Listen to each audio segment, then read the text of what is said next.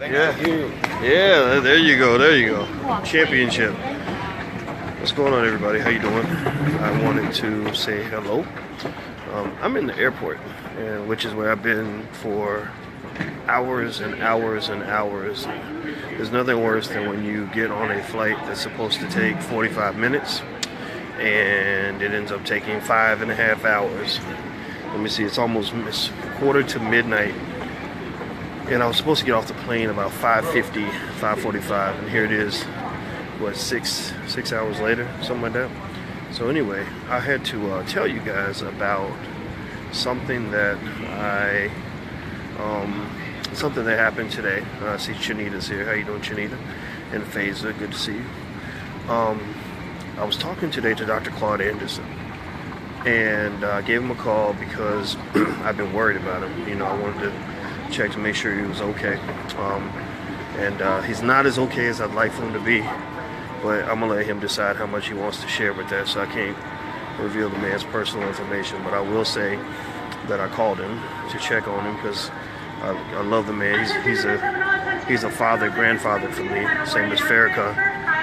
And anyway, one of the things that we discussed today was how he's still fighting for reparations for black folks. He's fighting for you. And it's very expensive. He spent over $250,000 of his own money on this reparations battle. A lot of people aren't helping him. He said a lot of the celebrities and the Oprah Winfrey types, they feel like this is too black, so they're not going to get involved with something like this. And one of the things that, give me one second here. And so one of the things that he mentioned as well is he said that they were close to having a settlement. They were actually going to talk about, like settling literally for billions of dollars. And it was the Obama administration that blocked all of that, that stopped all of that. And so one of the things that he reiterated, when we were talking is, about the importance of us kind of understanding that these Democrats, they don't really want to do anything for black people because their argument, their logic is, we already have black people supporting us anyway. Why do we have to actually do anything for black folks? And I know people get mad when I say it. They think, oh, you just hating, or oh, you just trying to obstruct and all that. And if that's what I am, if that's what you want to call me, then fuck it, call me that. But right now I'm going to tell you the truth.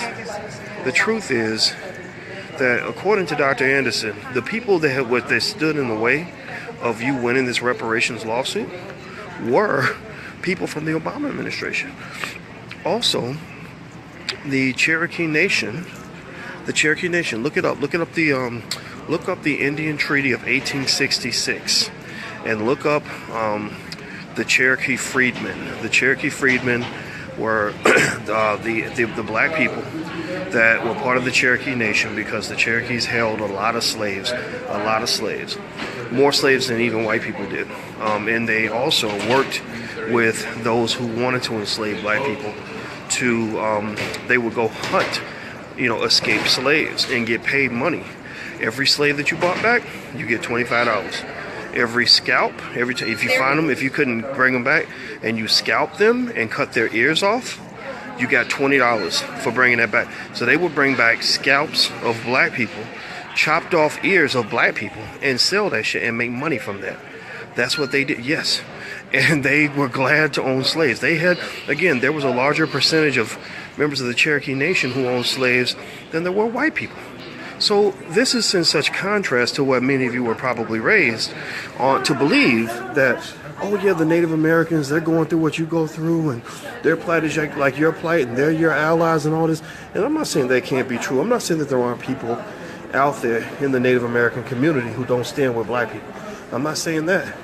But I'm going to tell you this.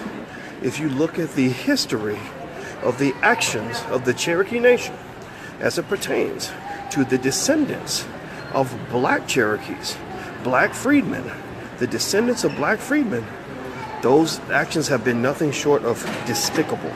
Absolutely despicable. In fact, they actually made rulings within the Cherokee Nation that basically if you were black and you were a black Cherokee and you were not pure blood, you get none of the benefits of being Cherokee. You don't get the casino money. You don't get all this extra money that they give, those billions of dollars they give every year. You don't get none of that. And they're like, no, we don't want the niggas to have none of our money. And I'm gonna just tell you, I think that we as black people should really investigate, some of these claims. I think that we need to wipe the slate clean in terms of doing research on who our friends are and who our enemies are, because a lot of people that you think are your friends really ain't your friends. And a lot of people, and now your enemies, I don't know if your enemies are really your enemies or not, but I will say this. One thing that Dr. Anderson said that was very interesting to me was he said that when he reached out to the Democrats to tell them his plan for black America, for the improvement of black America, he said the Democrats basically told him to fuck off. The Democrats weren't trying to hear none of that because they basically felt like, well, we already have black support, so we don't have to do anything. It was actually people from the Trump administration who at least listened a little bit. Let me tell you what that means. Let me check my flag. Give me 1 second.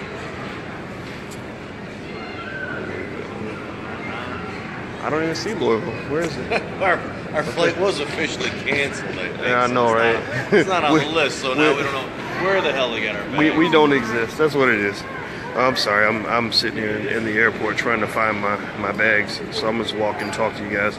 So anyway, one of the things that he said was that with the Trump camp, they didn't follow his recommendation. What's up, man? How you doing, brother? Right yourself. I'm doing good. Big fan of yours, man. Oh, thank you, brother. I'm always watching your podcast, and I signed from the shop. My man. Here I am. Yeah. What brings you in the city? I live here, brother. Oh, you do? Yes, sir. Right on the south side. Good. I was man, I had a question to ask you. Oh, yeah. My question is this. Okay. Yes, sir. I'm on Facebook Live, so you don't mind if they hear our conversation. No. Okay, I won't put you on camera. Okay. This. We know we have a lot of problems in the community. What are some solutions? That's what I want to know, because honestly, I would sacrifice pulling equity out of one of my properties to do whatever I need to do to help us go to the next level. Case in point, I went to a business in the city that says that alkaline water. They said alkaline water is real good for you, and that's what I was going to drink. So I was organizing. I was going to take some of my own money to take a truckload that's 30 feet. The truck is 30 feet. Fill it up with the bottles of alkaline water and take it up there. And the lady was saying, well, I'm not sure if I can be able to do that. Do you have his hat? I'm trying to help your business grow, whereas I'm spending at least $1,000 of my own money. Now, I'm not having no GoFund page or nothing. So from understanding, the people in Flint, the water supply is still messed up, correct? Right. So I'm willing to sacrifice my own money, $1,000 worth of a bunch of gallon jugs to do it. And she said, well, I'm not sure if I can meet your supply and demand. I said, well, I tried anything. I said, okay, well, I can wait for, if it takes you a week to get it together, it's fine with me. But as long as we can commit that I give you this money and we making it, she doesn't want to do it. I'm kind of like being at wit's end. I want to, shoot money up there to the people of Flint to go up there, and I'm willing to sacrifice to do my part, whatever I can. What do you suggest? Well, I mean, in that particular case, I don't really, I think if one channel don't work, you try another one. That's always my approach. Right. I would say also in terms of solving all the problems, it's a lot of problems and a lot of them are big, but I like the fact that you're starting with your own initiative to be the change that you're looking for. Mm-hmm. And so what I'll say to you, man, is if you can remember my email address, let me know when you want to do this.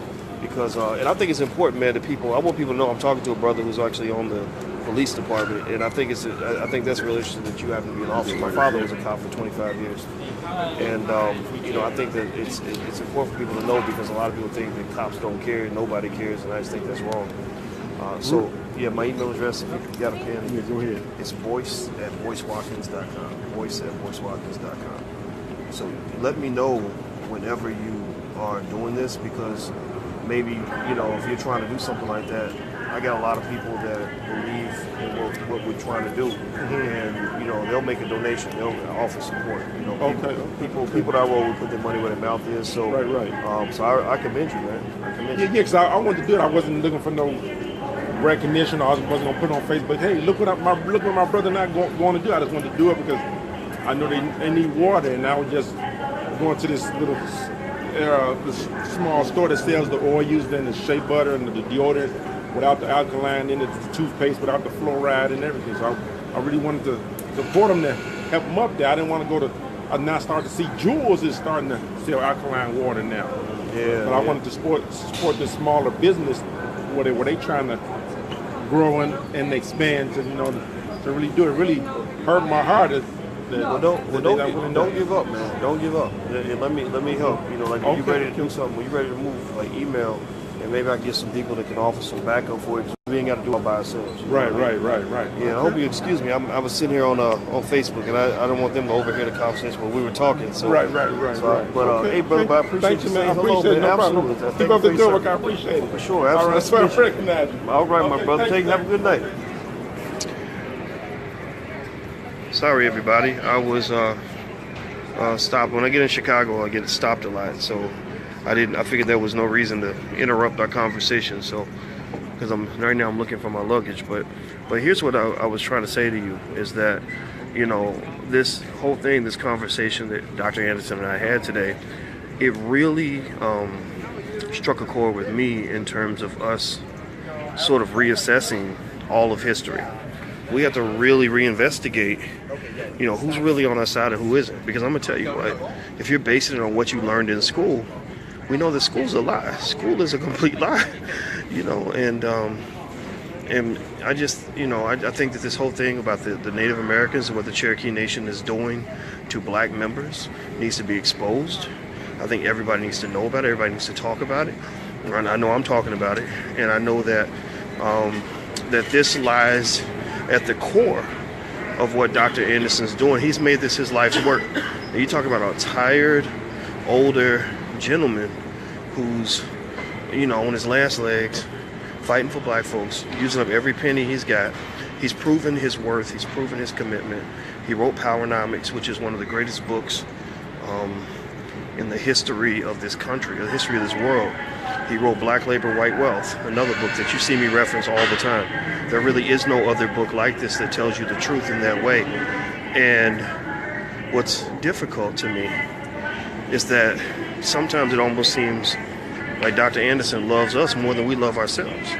You know, he shows more commitment to us and more courage for us than we show for our own well-being. And I think that given that he's not going to live forever, he's not 25 years old, you know, he's at some point he may get called home, we got to carry the torch. We got to carry that mantle. All of us, me, you, everybody watching right now. The fact that you're watching means that you think a certain way. And that means that all of us are kind of in this together. So I want you to go look that up. Look up the Indian Treaty of 1866 and the lawsuits that are connected to it. I know that Dr. Anderson is working extensively on these lawsuits still, spending tons of money. I think you need to find his Harvest Institute, make a donation. But one of the things he mentioned was he said a lot of black folks will give $5 or $10. Let's give a little bit more, you know. Give to him like he's like you're giving to the movie theater, right? Just whatever you would go spend at the movies. You know how you go to the movies and they charge you $20 for some popcorn and a drink, you know, and then another $25 for the ticket. Give to him like you give to the movie theater. Give to him like you give to the mall. When you go to the mall, you know, you're going to drop crazy amounts of money at the mall for Christmas. You know, give to him the way you would give to the mall. That's just my 2 cents, you know, my recommendation. I'm trying not to talk too loud because I'm in the airport and surrounded by people, and we're not getting our luggage anytime in this century apparently. But anyway, yeah, here we go. There you go. Black Freedmen Indian Treaties of 1866. Thank you, Joseph. All right, now I can camp out and sit down and settle in. So anyway, Dr. Anderson has compassion for what he believes in as much as you do and many others, Samuel. Thank you, Samuel. But, you know, Dr. Anderson's been doing this a lot longer than me. I mean, I've been fighting for a minute, but, you know, nothing compared to him. He's been doing this since the 80s, the 70s, the 60s, really. The United Nations should be backing Dr. Anderson, absolutely. You know, I think that what we can do is, the way we can really leverage and build on what he has done is we can use technology. You know, technology, which allows togetherness in ways that we didn't have before. I think that also one area that he and I discussed that he mentioned where I can help fill certain voids is, you know, he talks about group economics, what we can do as a group. My belief, my theory is that the group is stronger when we're also stronger individually. So that starts with mass education on basic economics, just basic economics, starting businesses, things like that, but thinking about it in creative ways. So for example, I want to shift the culture. I want to see you, when you get with grandma and them and you sitting around at Christmas time, I want to see you sitting around talking about the family business. You know, why not? I mean, if Pookie scored 2 touchdowns, you'd be talking about that the whole Thanksgiving dinner. So why are you going to sit around and talk about Pookie and his offensive skills and what he needs to do to get better as a football player, but you won't sit around and talk about what Pookie needs to know to be a good businessman? You know, we just got to shift the culture. That's it. So I think that that using family as an avenue for cooperative economics, that's your first Black Wall Street, is your family, or people that think like you, that are close to you. That's your first Black Wall Street. But then remember, your value, your economic value goes up when you are together as a unit, when you all sort of agree to a collective purpose. Everybody's willing to put some skin in the game. Everybody understands the basics of how to start a business. Everybody's learning, etc. along the way. And then at that point, I think there should be certain things that have to be sort of part of, you know, the expectation and when you first start life off. For example, every Black child should know how to start a business by the age of 12. Every Black child in America. If you got a child and your child does not know how to start a business, then you need to get them in front of some basic information where they can learn basic economics. I'm not talking about advanced economics. I'm talking about very, very basic, buy low, sell high, ownership, you know, things like that. We teach all of that in the Black Millionaires of Tomorrow program, etc. If you want to see some of our programs, just go to blackfinancialliteracy.com. The URL should be right there in the post, blackfinancialliteracy.com. But then also, number 2, every Black family should read Powernomics, and you should read Black Labor, White Wealth. Powernomics and Black Labor, White Wealth. Those are 2 critical books that every person should read if they want to understand what is the mandate of the future, which is the economic development of the Black community. Number 3, Black people need to educate Black children. You must educate your own kids. Stop letting other people educate your damn kids, because they're fucking them up. They're messing up your goddamn kids. They're going to fuck them up. They're going to keep screwing them up. They're going to keep teaching them nonsense. And your kid's going to grow up blind, deaf, and dumb, just like that stupid idiot who's running around on national TV talking about why Walter Scott should have got shot in the back, why it was okay to shoot him in the back. And I didn't mean to cuss. I'm sorry I got to cuss. But the fact is, sometimes we got to cuss at each other to get the point across. So you got to educate your own children on some level. Even if you send them to school every day, bring them home, you say, okay, you learned all that stuff in school, now I'm going to teach you the real stuff. I'm going to give you real information. If you want to know books that I recommend every Black person should read, you can write this URL down. You can go to thedrboycelibrary.com.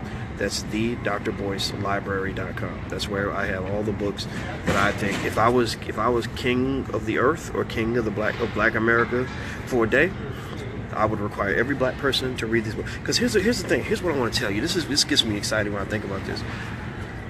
We can take over the next generation. We can take the fucking lead. We can take the lead. I'm not talking about equality. I'm not talking about catching up. We can take the lead. The opening is wide open. You don't live in a country that is committed to excellence. Your country is not exceptional anymore. America used to be exceptional back when they were hungry, back when it was a young country and they wanted territory, they wanted property, they wanted power. They were hungry then. In the 40s, 50s, and 60s, with the space race, they're competing with the Soviets. They were hungry then. America's lost its edge. America's lost its edge. We're a bunch of lazy-ass, intellectually weak, consumer-minded, debt-ridden bombs. That's all. Unethical idiots. That's what we are. That's what our country has become.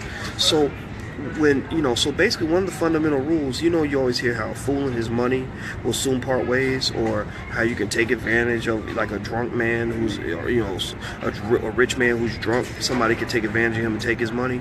Well, America's drunk, and you can take all that money. If we put our kids at the front of the line on a couple of areas, our kids can go in and take it all. Let me explain. Number one, 52% of Americans do not even participate in the stock market. 52% of Americans do not participate in the stock market. And let me tell you how simple it actually is to invest and make money in the stock market. They did a study in the book A Random Walk Down Wall Street by Burton Malkiel. He proved that monkeys have the ability to pick stocks and build wealth just by picking random stocks. So you don't need expertise, you don't need a bunch of money.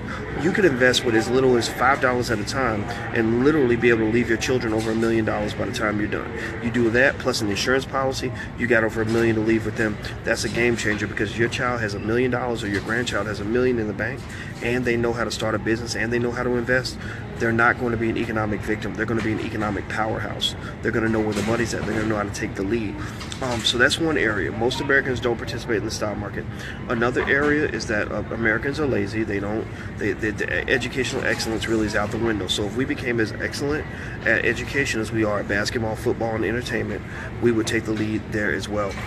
Technology is a game changer as well. So I would say, in those sort of very key areas, making sure every black child in America knows how to start a business by the age of 12, making sure that our children read books like Powernomics at an early age, making sure that our children understand the importance of participating in the stock market, starting businesses, having life insurance policies, as Joseph says, just basic Powernomics 101 at an early age.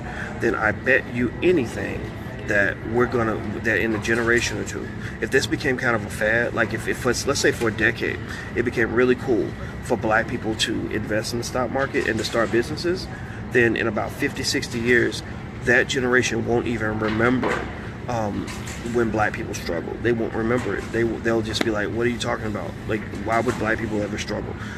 So that's what I want to encourage you to do. Just understand that, strugglenomics, I don't want to play strugglenomics.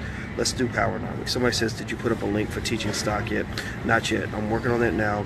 If you want to get started in some of our beginning wealth building classes, we have a great class program. It's a program actually at Black Money 101, blackmoney101.com. Go to blackmoney101.com. The first month is free. The stock market class is going to be blackmoney102.com, all about investing in the stock market. So when that's ready, I'll let you know. I was working on that today on the plane. So when I was sitting on this airplane 5.5 hours, at least I got most of the materials ready for that course. So it's gonna be great. It's gonna be straightforward. I can explain it to you very easily. In case you don't know, I taught college students about finance and money for 23 years. I've taught people that are now experts on Wall Street. I've taught thousands and thousands of students, and I can teach you too. I can teach it in a way that nobody else could teach you, even at that expensive university that you went to. I just have thought about this. This is what I do. This is my passion, and you see how crazy I get when I'm passionate about something. When I'm passionate about something, I don't believe I can be stopped. I don't believe that we can be stopped. And my number one goal, is to inject that passion in you. I want you to feel that same maniacal insanity and self-confidence that makes you virtually unstoppable. So it all starts here with confidence. I gotta go, guys, because I think my luggage just came off the rack and I'm dying of fatigue. So I'm gonna go in there and go take a nap. But go do that research on that treaty as well, and go to blackfinancialliteracy.com if you want to know about our stuff. I'm out of here, guys. I love you, and I'll talk to you soon. Have a good night. Peace.